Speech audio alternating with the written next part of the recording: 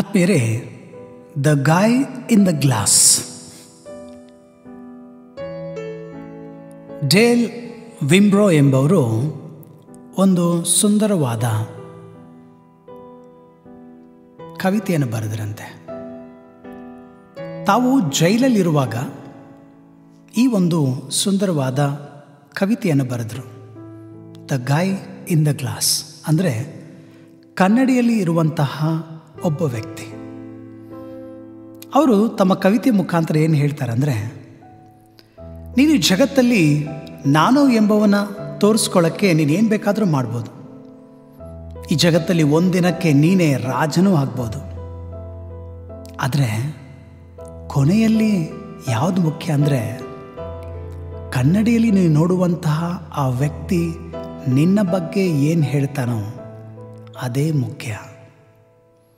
ನಿನ್ನ ತಂದೆ, ನಿನ್ನ ತಾಯಿ, ನಿನ್ನ ಫ್ರೆಂಡ್ಸು ಎಲ್ಲರೂ ಕೂಡ ನಿನ್ನ ಬಗ್ಗೆ ಒಳ್ಳೇದು ಹೇಳ್ಬೋದು, ಒಳ್ಳೆಯವರಂತ ತೀರ್ಪು ಕೊಡ್ಬೋದು. ಆದರೆ ಅದು ಮುಖ್ಯವಲ್ಲ. ಯಾವುದು ಮುಖ್ಯ ಅಂದರೆ, ಕೊನೆಯಲ್ಲಿ ಮಲಗಕ್ಕೆ ಮುಂಚೆ ನೀನು ನೋಡುವಂತಹ ಆ ಕನ್ನಡಿಯಲ್ಲಿರುವ ವ್ಯಕ್ತಿ ನಿನ್ನ ಬಗ್ಗೆ ಏನು ಹೇಳ್ತಾನೆ ಅದೇ ಮುಖ್ಯ. ಈ ಜಗತ್ತಲ್ಲಿ ಯಾರು ಬೇಕಾದರೂ ಏನು ಬೇಕಾದ್ರೂ ನಿನ್ನ ಬಗ್ಗೆ ಹೇಳ್ಬೋದು. ಏನು, ಈ ಜಗತ್ತಲ್ಲಿರುವ ಎಲ್ಲರನ್ನು ಕೂಡ ನೀನು ಏಮಾರಿಸ್ಬಿಡ್ಬೋದು. ಹೋಗೋ ಬರೋರು ಎಲ್ಲರೂ ಕೂಡ ನಿನಗೆ ತಟ್ಟಿ ಕೊಡ್ಬೋದು, ಎಂಥ ಒಳ್ಳೆ ಕೆಲಸ ಮಾಡಿಬಿಡಿದ್ಯಾ ಅಂತ.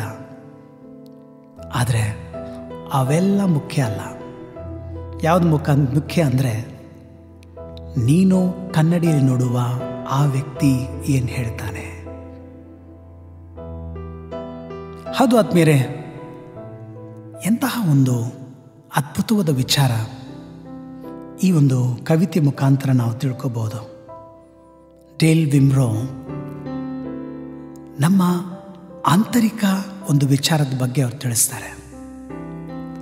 ಜಗತ್ತಲ್ಲಿ ಹಲವಾರು ಬಾರಿ ನಾವು ನಂಬಿಕೆನ ಯಾಕೆ ಕಳ್ಕೊಂಡ್ಬಿಡ್ತೀವಿ ಅಂದರೆ, ನಮ್ಮ ನಿಜವಾದ ಒಬ್ಬ ವ್ಯಕ್ತಿ ನಾನು ಎಂಬಂತಹ ಆ ನಿಜವಾದ ಆ ವ್ಯಕ್ತಿಯನ್ನು ನಾವು ಹೇಗೆ ಸರಿಯಾದ ಮಾರ್ಗದಲ್ಲಿ ನಡೆಸ್ಕೊಂಡು ಹೋಗ್ತೇವೆ, ಸತ್ಯವಾದ ಹಾದಿಯಲ್ಲಿ ನಡೆಸ್ಕೊಂಡು ಹೋಗ್ತೇವೆ, ಅಷ್ಟು ನಮ್ಮ ಜೀವನದಲ್ಲಿ ನಂಬಿಕೆ, ಭರವಸೆ, ನೆಮ್ಮದಿ ಇರುತ್ತದೆ.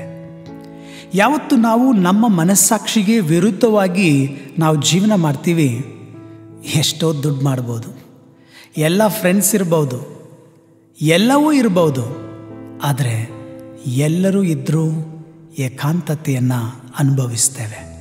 ಯಾಕಂತ ಹೇಳಿದರೆ, ಒಳಗೆ ಶಾಂತಿ ಇಲ್ಲ ಅಂದರೆ ಹೊರಗೆ ಎಷ್ಟೇ ಒಳ್ಳೆದಿದ್ದರೂ ಕೂಡ ನೆಮ್ಮದಿ ಸಿಗೋದಿಲ್ಲ. ಇವತ್ತು ಹಲವಾರು ಜನ ತಮ್ಮ ಹತ್ರ ದುಡ್ಡಿದೆ, ತಮ್ಮ ಹತ್ರ ಸಮಯವಿದೆ, ತಮ್ಮ ಹತ್ರ ಎಲ್ಲ ಏನು ಪಾರ್ಟಿ ಮಾಡುವಂಥ ಫ್ರೆಂಡ್ಸ್ ಇದ್ದಾರೆ, ಆದರೆ ಭರವಸೆ ಇಲ್ಲ, ನಂಬಿಕೆ ಇಲ್ಲ. ಯಾಕಂತ ಹೇಳಿದ್ರೆ ನಮ್ಮೊಳಗೆ ನಾವು ನಿಯತ್ತಾಗಿಲ್ಲ.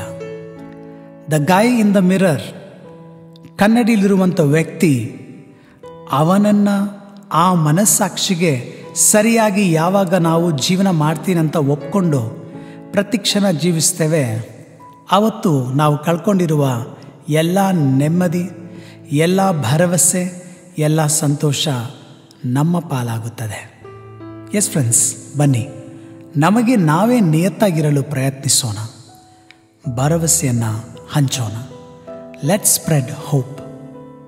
ಈ ದಿನ ನಿಮಗೆ ಶುಭವಾಗಲಿ.